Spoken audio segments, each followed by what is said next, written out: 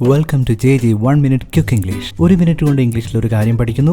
അതിൽ എക്സ്പേർട്ട് ആകാൻ വേണ്ടി നിങ്ങൾക്ക് അത് കമന്റിൽ എഴുതി നോക്കാം. ശരിയാണെങ്കിൽ ഹാർട്ട് അല്ലെങ്കിൽ കറക്ഷൻ. Okay, come on. നമ്മൾ ഇന്ന് പഠിക്കാൻ പോകുന്ന ക്വിക്ക് വേർഡ് ഗിവ് അപ്പ് ആണ്. Give up, yes.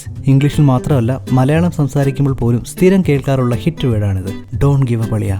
Give up എന്ന വാക്കിന്റെ അർത്ഥം ശ്രമം ഉപേക്ഷിക്കുക, നിർത്തുക, പരാജയം സംബന്ധിച്ച് പിൻവാങ്ങുക എന്നൊക്കെയാണ്. വേറെ രീതിയിൽ quit, admit defeat. Sentence: Don't give up your practice until you become fluent. നിങ്ങൾ ഫ്ലുവൻ്റ് ആകുന്നവരെ പ്രാക്ടീസ് നിർത്തരുത്. ഇതിൻ്റെ പാസ്റ്റ് ഗേവ് അപ്പ് ആണ്. She gave up Har studies when she was at the 6th grade. അവൾ 6ാം ക്ലാസ്സിൽ പഠിത്തം നിർത്തി. ഗിവ് അപ്പ് നമുക്കിതിനെ കുറച്ചുകൂടെ സ്റ്റൈലിഷ് ആയിട്ട് എങ്ങനെ പറയാൻ നോക്കാം. To throw in the towel. Towel, yes, ഇതാണ് ഗീവ് അപ്പിൻ്റെ idiomatic expression. Don't throw in the towel with your English studies. We are there to help you. So you learned a new word and its variations. ഇതുപയോഗിച്ച് നിങ്ങൾക്ക് ഒരു sentence comment ബോക്സിൽ എഴുതി നോക്കാം. Correct sentence ആണെങ്കിൽ നമ്മളൊരു heart തരും, തെറ്റാണെങ്കിൽ കറക്റ്റ് ചെയ്യും. കൂടുതൽ വീഡിയോസിനായി ഈ ചാനൽ സബ്സ്ക്രൈബ് ചെയ്യാം.